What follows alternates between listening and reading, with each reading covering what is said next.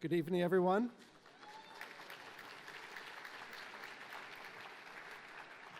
Welcome to the Met. My name is David Breslin. I'm the Leonard A. Lauder Curator in charge of modern and contemporary art here.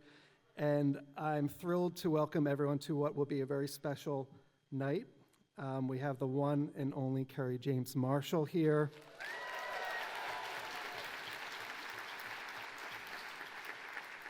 To deliver what is now the fourth Michael and Juliet Rubenstein lecture on connoisseurship. Kerry has titled his talk, Candy-Coated Popcorn. I think we should buckle up. This series of lectures was inaugurated to shift attention to the act of close looking as an act of engagement, discernment, and critical thinking. We thank Michael Rubenstein for this important contribution, and we can think of no better person to plumb the complexities, pleasures, and responsibilities of close looking than Kerry James Marshall.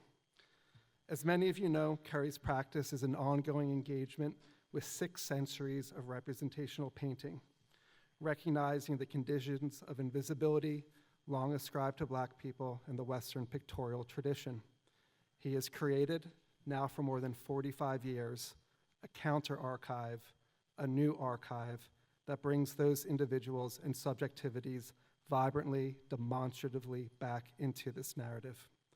No genre is left unexplored. Every historical moment, and future ones too, are subject to his gaze. The Met was thrilled to present Kerry James Marshall Mastery, a project curated and initiated by Helen Molesworth in 2016, which was Kerry's first major museum survey.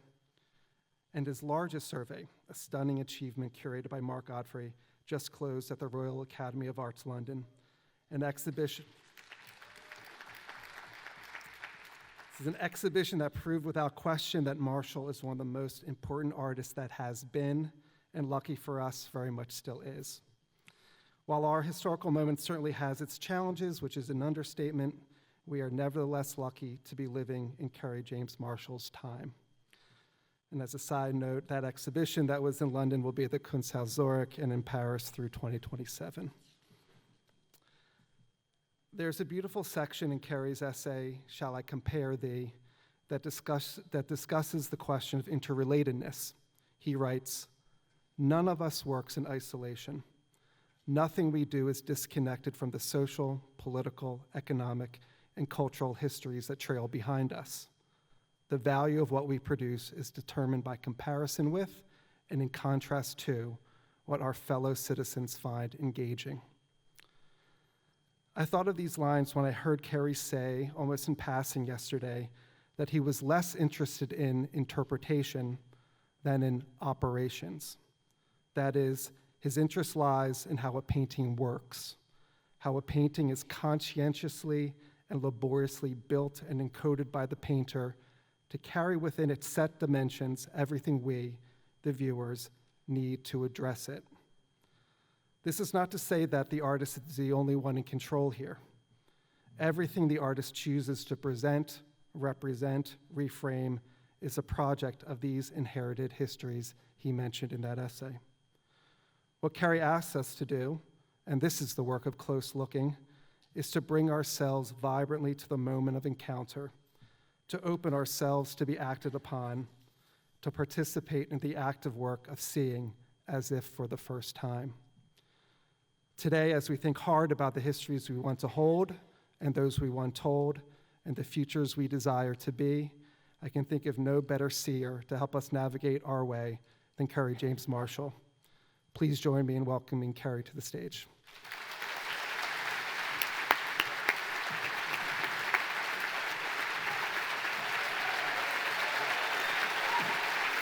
Oh.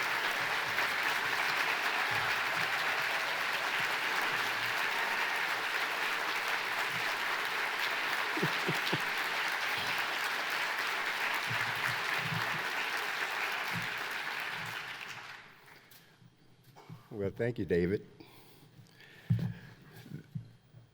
The introduction is the presentation.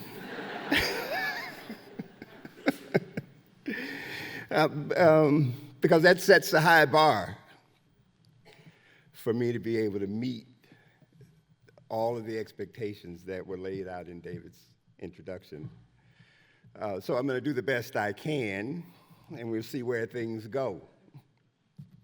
I want to thank Michael Rubenstein for inaugurating and supporting these lectures at the Metropolitan.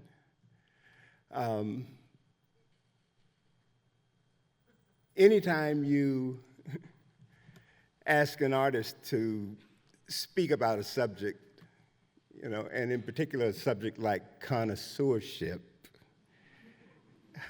or close looking, it poses it's a challenging subject to try and address. And for me, so every time I've mentioned to somebody that I was going to give this lecture at the Met on connoisseurship and close looking, the first response they gave me was, wow, isn't that an obsolete and antiquated idea?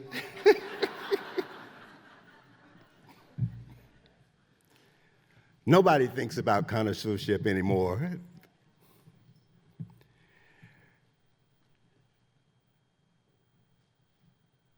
So the question then becomes for me,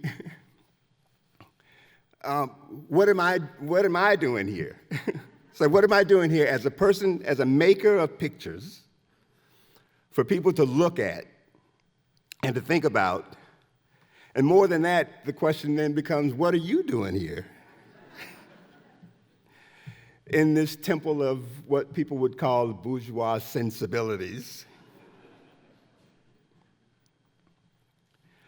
And I say, for the record, I'm really particular about the things I choose to acknowledge as captivating, much less extraordinary.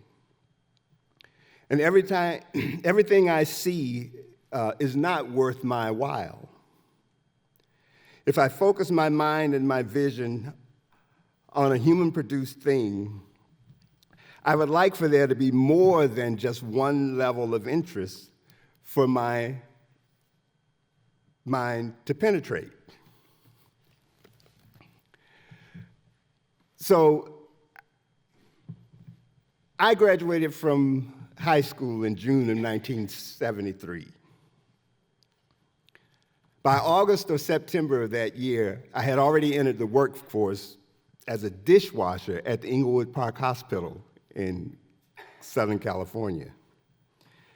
Now, I didn't know how I was going to do it at the time, but somehow I needed to figure out a way to get 2 years of college credit so I could enroll at the Otis Art Institute of Los Angeles County as a junior, which had been a dream of mine since I first knew about this school as a 13-year-old.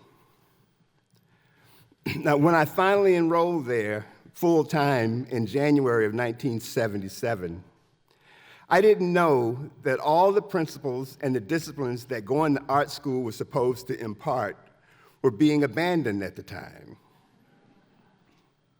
They were being abandoned by the self-described most intelligent faction of the faculty and student body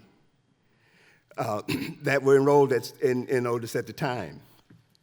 Conceptual art, an art of the mind, an art about ideas, they said, was challenging two of the fundamental characteristics of art as we had known it, namely the production of objects to look at and the act of contemplative looking itself. These were the founding principles of what we know as conceptual art. Modernism, as a philosophical proposition, had begun a process of purification whereby anything that was not intrinsic to the conceptual modality, like painting or sculpture, was to be purged to reveal its essential character. Now, I'm going to start with there's 6 images I'm going to show here, none of which am I going to really talk about.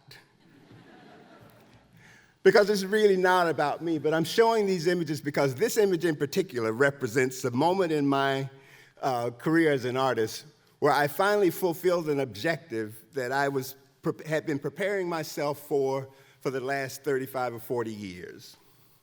So I did an exhibition at the Jack Shaman Gallery in 2023. It was called Exquisite Corpse. This is not the game.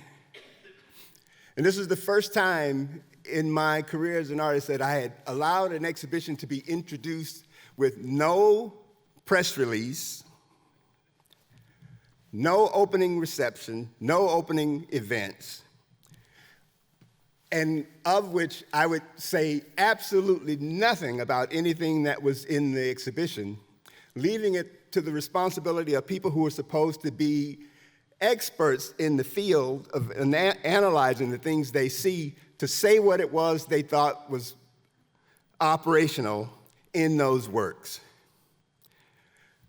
What I had gotten tired of hearing, oft more times than I care to remember, was what passed as a review of an exhibition sometimes being no more than an echo of the press release that the gallery had released.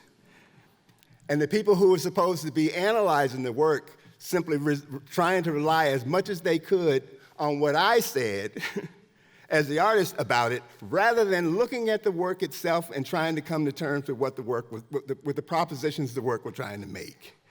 That exhibition was the first time I'd ever been able to do that.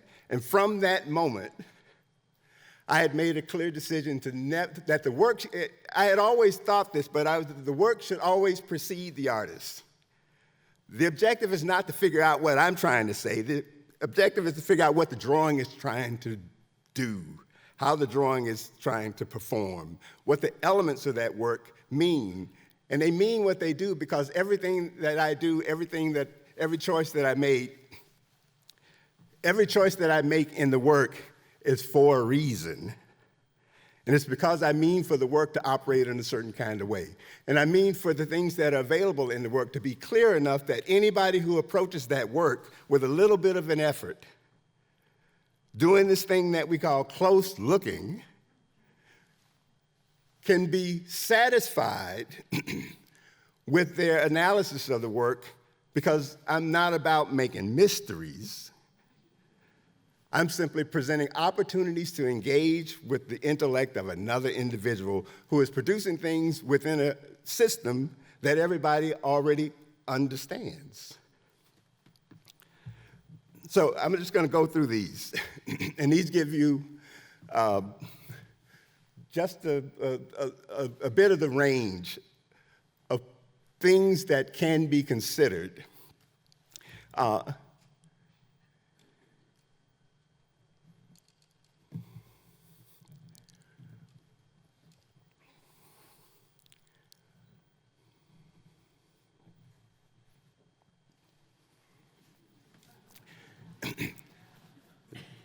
Some of these will have a bearing on some remarks I'm going to share with you later, a little bit later. Oops, too fast. That's for scale.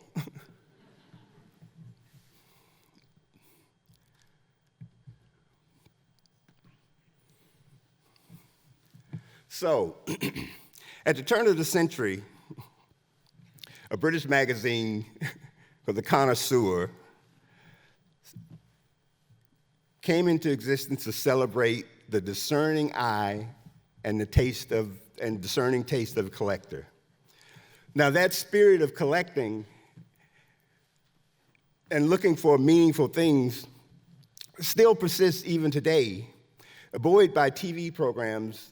I don't know how many people watch a lot of cable TV, but there's a program on the History Channel called American Pickers, where there's the people who have a company called Urban Archaeology drive across the United States from coast to coast, north to south, meeting with people who've accumulated and collect incredible, vast amounts of antique material. That's only one program on television. There's another that most people might be familiar with called Antiques Roadshow, and another from Las Vegas called Pawn Stars. And what you learn from those programs is that the tendency to collect The tendency to value things, the tendency to value certain qualities in things is something that persists in spite of a kind of critical establishment in the art world that seems to want to undermine that tendency at every turn. Now, there are different ways you can think about what it means to look at things closely. And you get different kinds of information depending on which one of those layers of looking you want to invest it in. Now, this is just an image of the first compound microscope, which was invented by a Dutchman in 1595.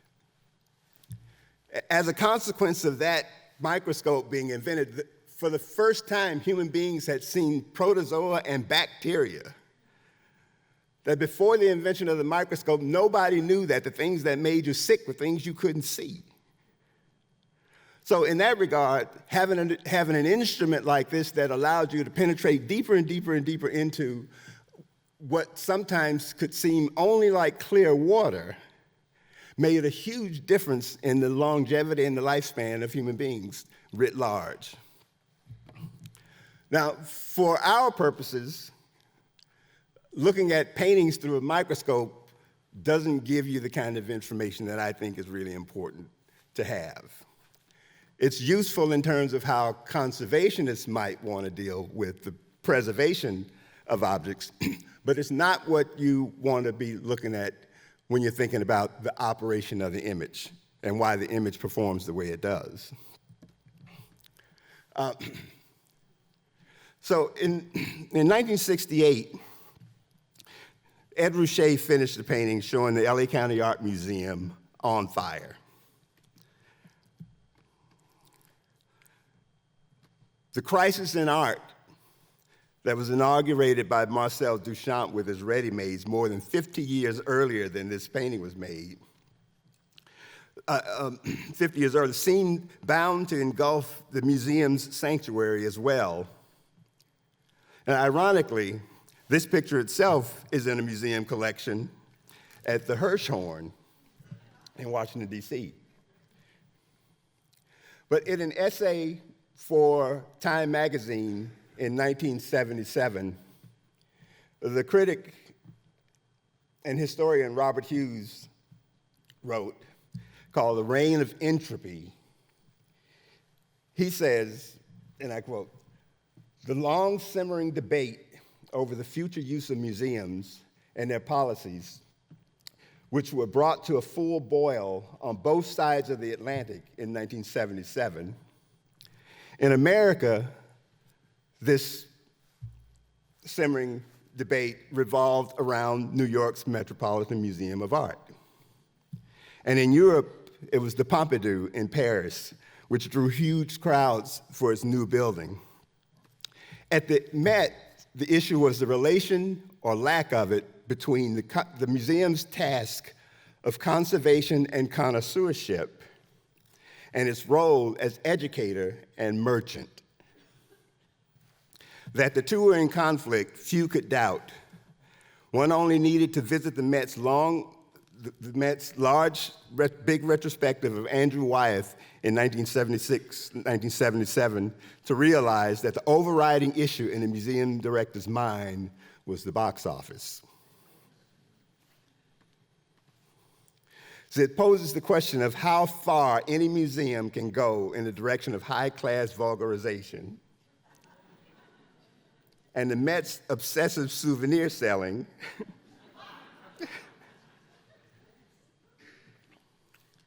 Museums, he said, have one purpose to which all others are secondary, and that is to enable people to contemplate works of art in conditions as close to privacy as possible, helped by the most accurate scholarly information available, and that no other matters should interfere with that. Now, other historians and critics have taken up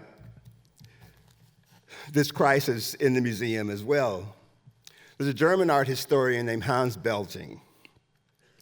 He writes that it was possible to speak of a crisis of the museums in the 1970s, just as there was a crisis of art. When there's no longer any consensus in art any kind of art can demand to be seen in a museum. And if a museum cannot satisfy all the demanded criteria, it can help itself by holding changing exhibitions. The public's wish for entertainment has been satisfied to such an extent that questions about the museum's purpose are no longer being posed. And he goes on to say, contradictions in culture are expressed in the ambiguous relationship between museums and art fairs. The goods that are traded at the art fair are simultaneously consecrated by the museum. Institutions and public rituals take over all areas where art is no longer considered as possessing any strength to convince of its own. Society, for the most diverse reasons, need a culture of prestige, and is therefore convinced it must give art credit without taking into consideration what, in fact, that art has achieved. Prices serve as advertisements for cultural status. The legendary prices achieved by living artists are tangible symbols of an old myth about art that is today only expressed in figures which gain an aura that art itself has largely lost.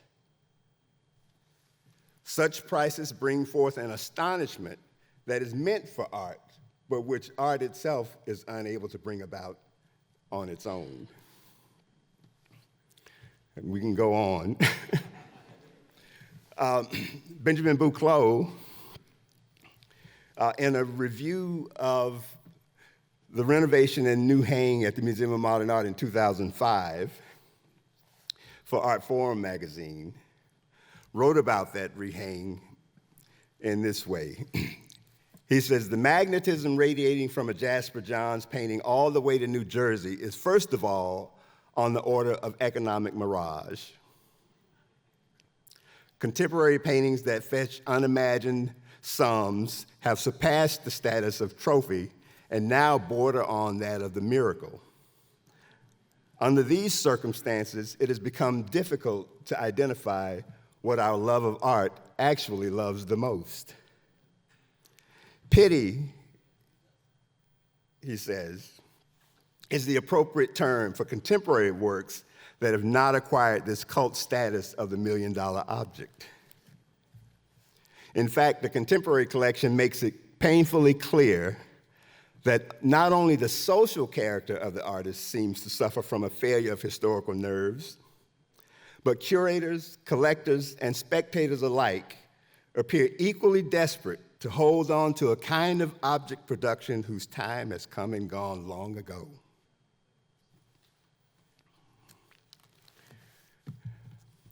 Echoed again by one of Buchloh's colleagues at October, Hal Foster, he says, art exists today in a state of pluralism.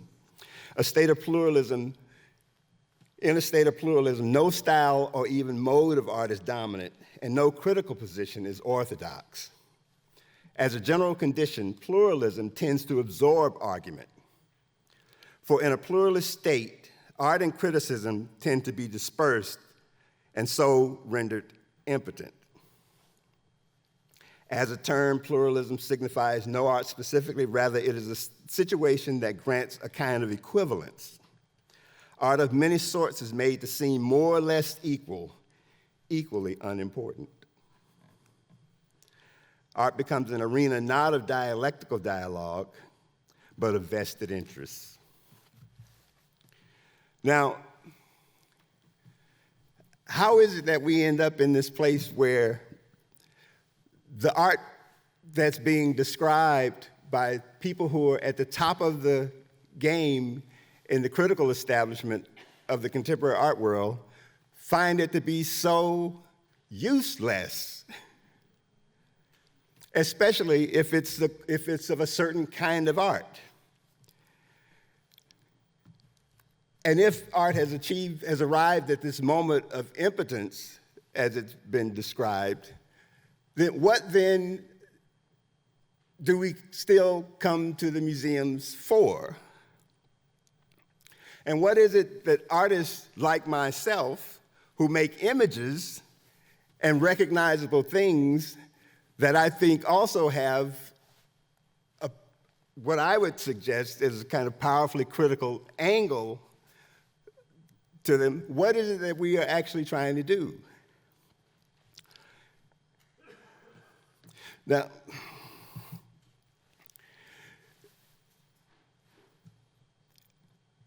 from our childhoods, we are all introduced to the idea of making things in such a way that if the things we do affect us deeply enough, it's something that we decide we want to pursue for the rest of our lives. This image here is from an article that was in Art in America magazine, I think in the late 1980s. And it was an article about the development of what we know as kindergarten in Germany in the 1840s, developed by a social scientist named Friedrich Wilhelm Froebel. And what Froebel did was to set up a series of things that he called gifts. And these gifts were opportunities for young people, for 5, 6, 7-year-olds, opportunities for them to explore the possibilities of design and image making in a way that didn't require them to have what we call masterful skills before they could start to participate. Now, this is a design from a kindergarten class in 1890 in the United States. And it's based on, it's a weaving exercise where, of course, children were free to create patterns and designs and decorations using a grid that was already cut and sliced that you can slip the paper through and make decisions about what worked and what didn't work, or what appealed to you and what didn't appeal to you.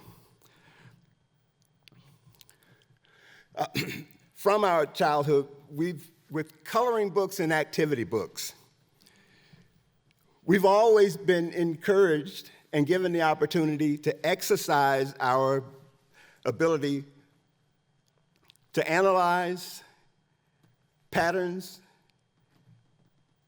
and images for inconsistencies, for finding images that are hidden within a picture.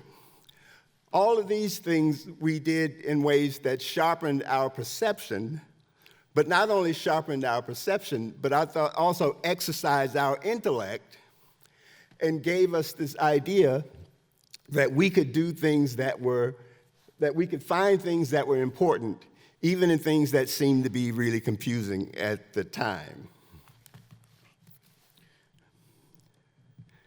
So from those coloring books, all of us had a chance to try and match what we could see as an ability to render an image that was beyond our capacity at the time. For some people, the idea of not coloring within the lines seemed to suggest a will to be free of boundaries and restraints, where it might just be the consequence of a lack of comprehension and motor control.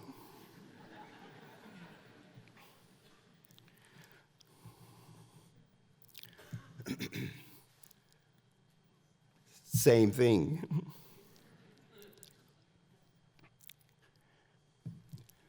Now, when we come to the museum, one of the things the museum does for us is offer us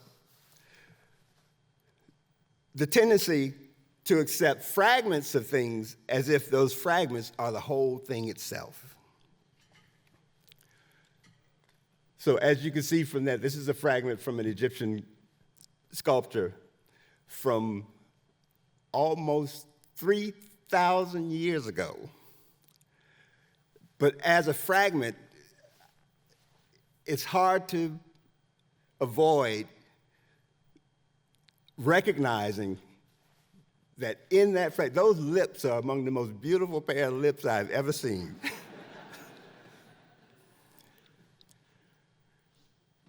And so, so this is where we see a contrast between the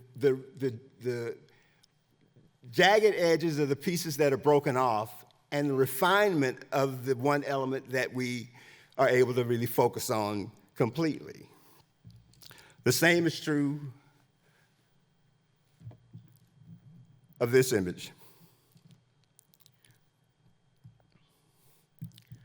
And this image.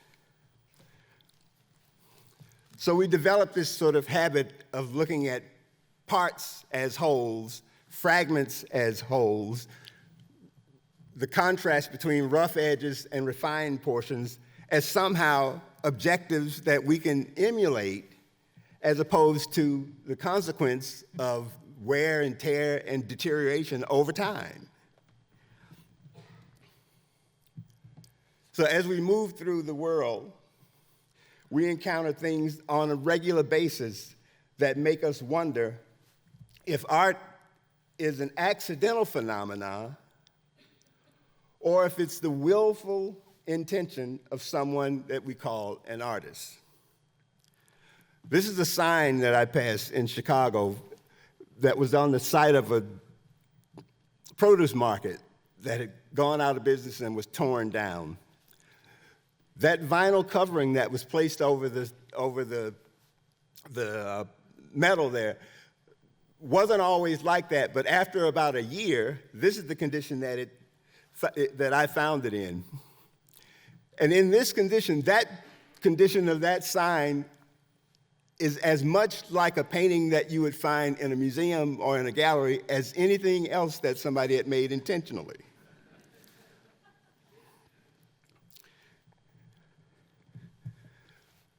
This is another one that's in the neighborhood my wife and I live in. So she and I developed and produced a 10-minute play based on this billboard. There had been a tire shop on that lot that was torn down. And one day I passed by and somehow I saw this image, and the idea for me became, what is that? Did somebody who is an artist decide to do an intervention on this billboard and make this thing into a painting? Or is that just somehow the accidental configuration of shapes and colors because they were blocking out some information or something? It's hard to tell.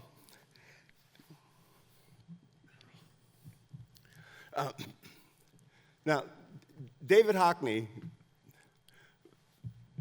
published this book. This is about nearly 20 years ago, on secret knowledge.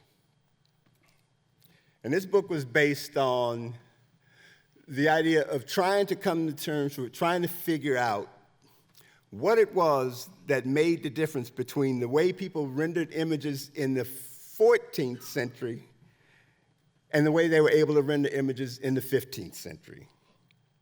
He said something had to happen, and it had to be more than the fact that people somehow in that generation grew up and just were able to draw better. And what he discovered was that the difference between what was being done in the 14th century and the 15th century had everything to do with technology.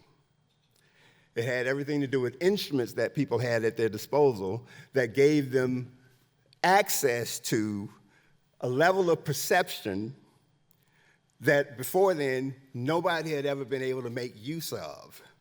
And it wasn't just that there were lenses that were like the lens and the microscope that allowed people to see bacteria and protozoa, but also the way in which mirrors can be used to project an image on a surface, and that the image that's projected on that surface can then be worked over or copied, if you will, and that copying of those images gave those images a kind of photographic quality that nobody had ever been able to render before. And to show how it worked, the images on the upper right are images of the guards at the British Museum that David Hockney did. On the left are portraits by Ang, and below that is a series of portraits that go all from the 15th to the 16th, 17th century. And you can see that there's a kind of consistency in the way Hockney's images look, Ang's images look, and the array of images below that go from Velázquez to Caravaggio to Ribera and other artists. Now,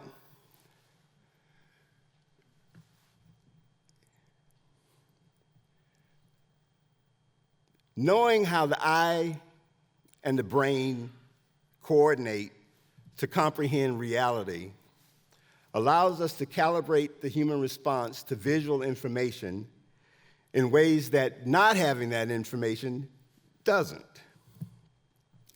And the question then becomes, does it really matter whether you know this or you don't know this? If you know this, the way you look at things begins to change dramatically. Not only the way you look at things, but also the way you build things starts to change dramatically. Now, you can see from the information in this photograph that what looks like the illusion of people going downhill is actually the reverse, that they are actually going uphill, that it's an optical illusion based on the construction of the room that those people are walking through. That same kind of optical effect can be rendered in another way, where you can build a space in which the geometry of the space on the inside gives you the impression, when you look through the viewing portal, that these two people in the room are vastly different in size from each other. But if you look at the diagram on the other side, you know that if the person on the right-hand side walks to the left and the person on the left to the right, they change scale, and one becomes the giant and the other becomes the miniature.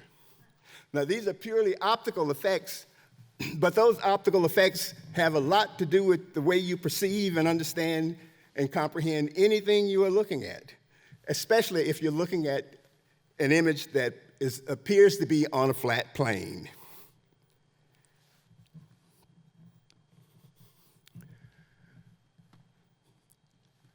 The same thing. The direction that lines go in relationship to other lines has a profound effect on the way you see things.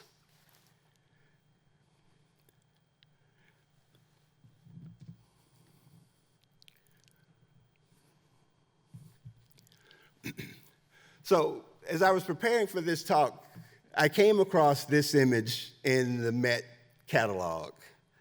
And on some level, this was a revelation to me, because I had never seen an image of the grid scheme that Egyptians used to determine the relationship between proportions and things in the images they produced. And so you can understand that the grid as a device that artists use in order to help understand the relationship between things is not a modern phenomenon. This is something people have been doing for thousands of years. And if it worked for the Egyptians, it can work for a child.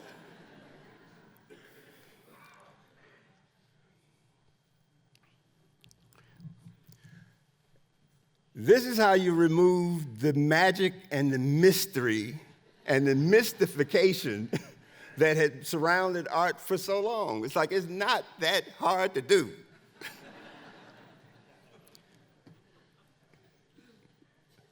The representation itself is not what's difficult.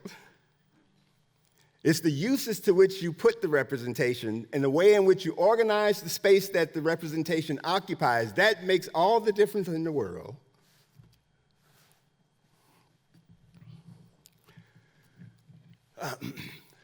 So you have here 3 different variations on the use of the grid. This of the aforementioned high-class vulgarized artist Andrew Wyeth from the Museum of Modern Art, of a picture that's in the collection of the Museum of Modern Art, has been in that collection since 1948, right after the picture was made. Now,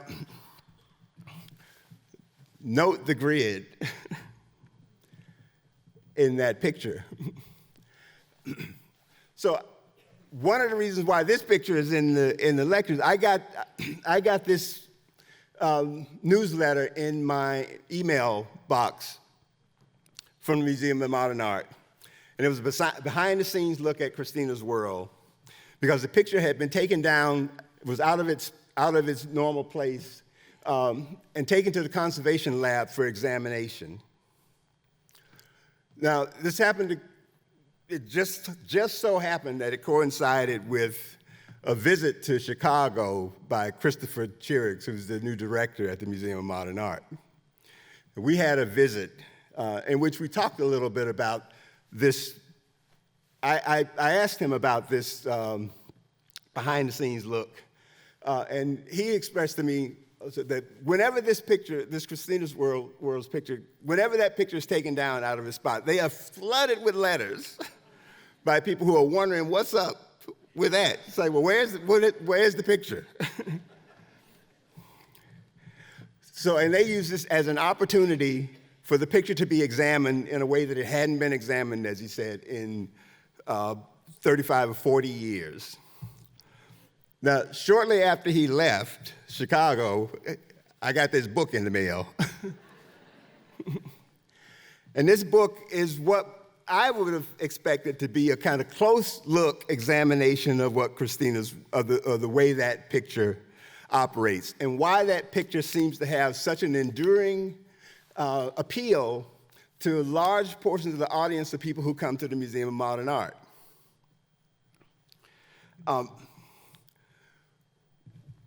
What I was surprised to find out was that in that book, there is not a single structural analysis of the elements of that picture and how they operate in relationship to each other. There's a lot of anecdotal information. In fact, the book even begins with the setup in the book begins with a quote from Robert Rosenblum, who says that effectively Andrew Wyeth is the most overrated and the most in a survey of critics and historians to decide who is the most overrated and who is the most underrated artist in America.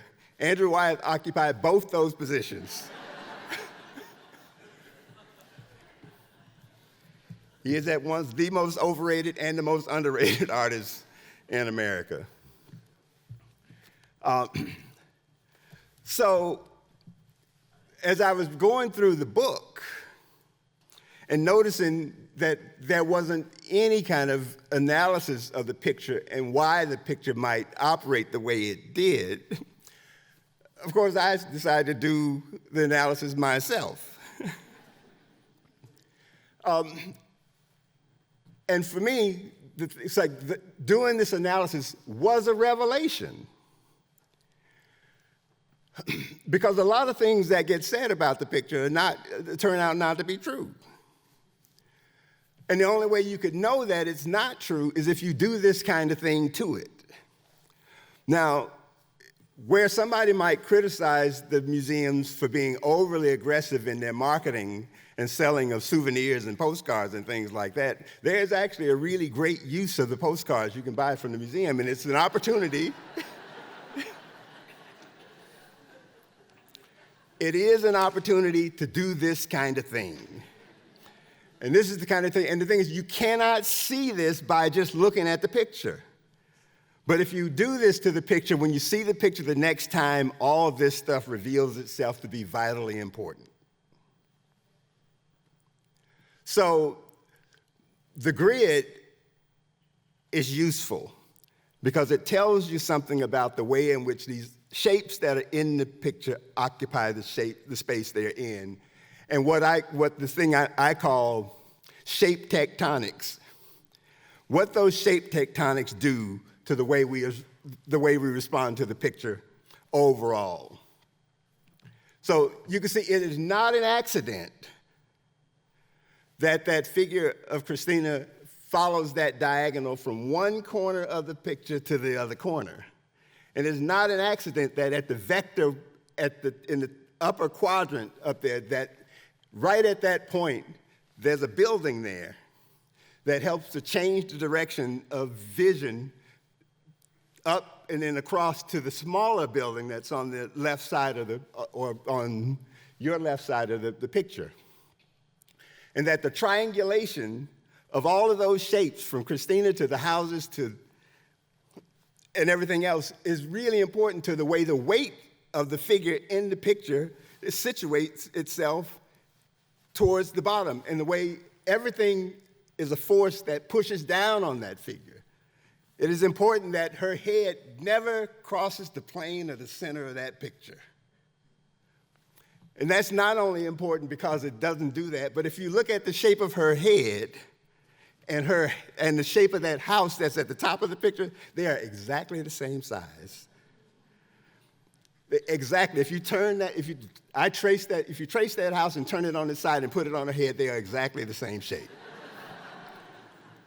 And why is that important? Because as I was saying, with the way children are encouraged to look at relationships between things in coloring books and activity books, we look at patterns in relationships. The sameness of the size of her head causes you to look vertically up in the picture.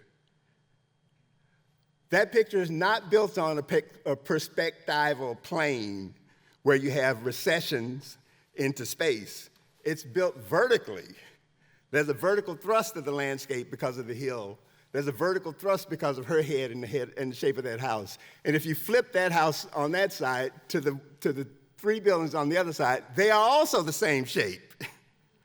And that sameness is the way we read pictures. We look for comparisons and relationships between things. That's how we read pictures. So it's the way that figure is anchored down into the bottom of the painting with no possibility of moving forward that matters the most in terms of how people respond to that picture, as far as I'm concerned. So the other thing that I thought was really interesting, and I'll read just this one little section from the book. And when it talks about Andrew Wyatt's relationship with the Olsen family and how he came to make that picture. And it said that he was inspired to paint Christina's world when he happened to observe Christina making her way up a hill after picking vegetables from the family garden. He was in a studio he had set up in an unused bedroom on the third floor of the Olsen house, a large clapboard house seen in the painting at the top of the hill. And although he had a bird's eye view of Christina, he chose to paint her from the reverse perspective, with Hawthorne House in the background. This choice of a worm's eye view, which sights the viewer slightly below the looming Christina, does two important things. It places us virtually in the grass alongside her, also encouraging us to join her uphill struggle, and it allowed Wyatt to indulge in his chosen medium and tools, tempera, applied with tiny brushes, which means that he could render minute detail. Now, the only problem with that recollection is that is not a worm's eye view. And there does happen to be some perspective in there that gives you some idea of where the plane of vision of the person who is looking at the picture actually is. So the houses on the right are the only elements in the picture at that level that have a perspectival direction. And if you drew the lines, the orthogonals from the roof of the main house out to the left where the vanishing point is, it tells you that the eye level of the person who is looking at this picture is at the bottom of the house that's on the other side of the hill. It's a straight line that goes all the way across from where the vanishing point of the roof lines are. You draw that all the way across, and that gives you a horizon line. It tells you that the person that where we are supposed to be, we are not at a worm's eye view. We are not in the grass with her. We're actually some distance away. And the other thing that you have to keep in mind is that you have to also wonder, like, at the distance that house, for that house to be the size it is, the one that's directly overhead, for that house to be the size it is in that picture, how far does that house have to be away from her in order for it to be the same size as her head? These are questions you have to ask if you're going to do what they call close looking. Because if you don't do that, then you don't really know what you're talking about.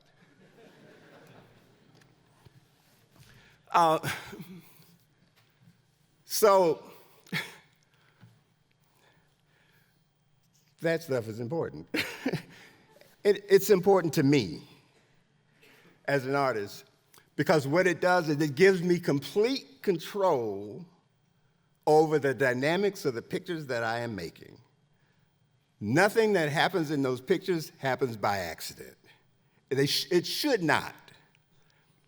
The world is, as I showed you earlier with the billboards and things like that, the world is full enough of random phenomena that really look kind of attractive and appealing and nice, that you can accept as works of art. But I am not interested in that kind of art. I said earlier, I am really particular about the kinds of things I give my attention to. And my attention and the time I want to spend looking at art, thinking about art, and making the art that I make has everything to do with the kinds of controls that these pictures demonstrate. Now, I remember Frank Stella did a series of lectures. I think they were here at the Met, 30, 40 years ago. And out of it, he produced a book called Working Spaces. And in that book, Frank Stella says so that abstract painting had run its course. It had run out of ideas. And that in order for abstract painting to reimagine its value, that artists who wanted to do abstract painting had to go back and start looking at Caravaggio again.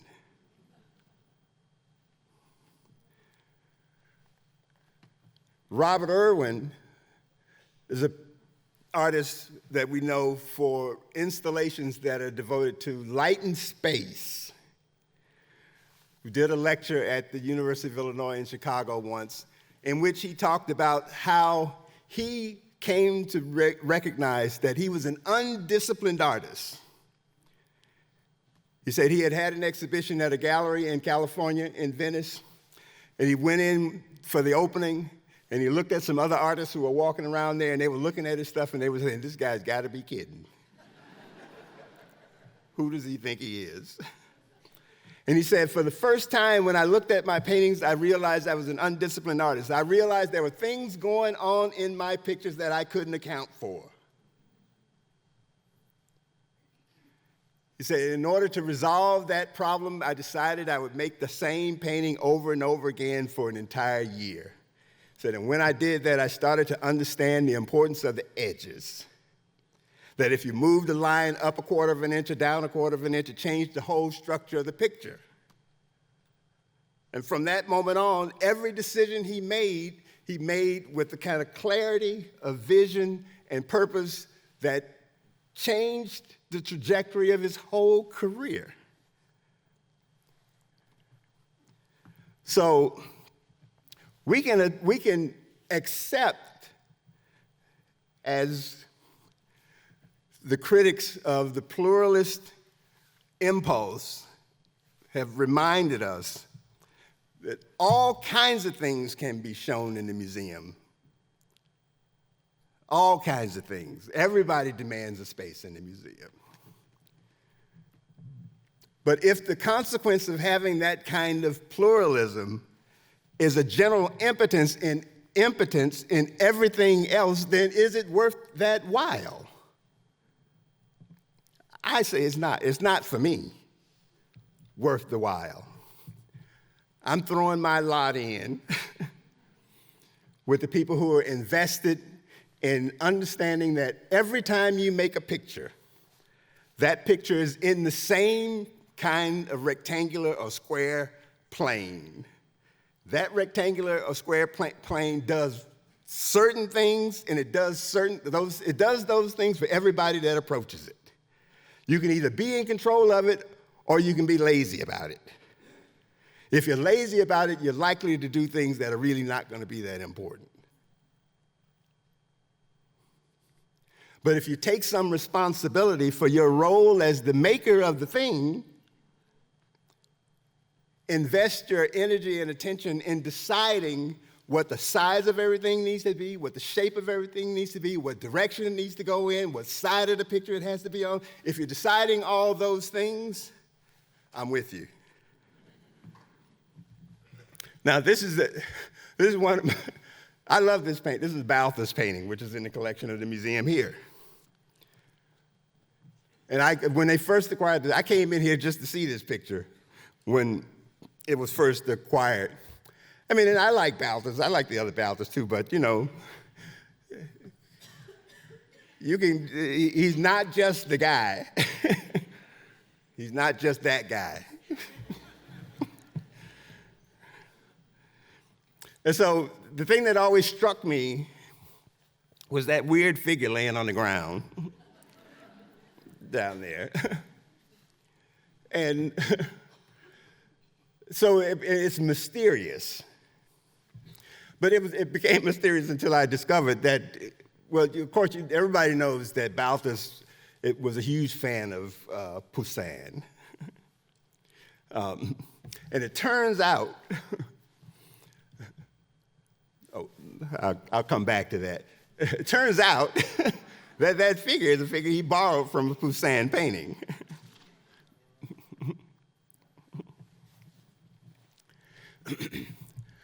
But the same things apply in this picture. It is not an accident that those figures occupy the spaces that they occupy. And the fact that they occupy those spaces the way they do at the scale that they are, that is really important to the success of that picture.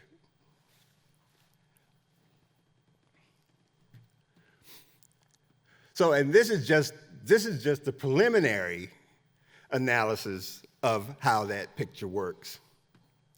But these things are the things that, for me, made it possible for me to do all the works that I do. And it still drives my belief that the potential of making pictures is infinitely renewable. I am not ashamed of the fact that I still make paintings. I'm not ashamed of the fact that I make paintings that have people in them. Because in some of those earlier pictures I showed, when you think you're looking at abstraction, can you tell whether you're looking at abstraction or whether you're looking at representation? And how would you know? How would you know? If the picture doesn't appear to tell you up front about its lineage, how would you know? And the only way you can know is by examining that picture more closely than most people are willing to spend the time to do. So, I hope that out of this conversation, out of this experience, you might get a sense that, you know, a pack of postcards could get me started. And when I get started, I might find out some things that I can't just see by looking at the thing on its surface. Thank you.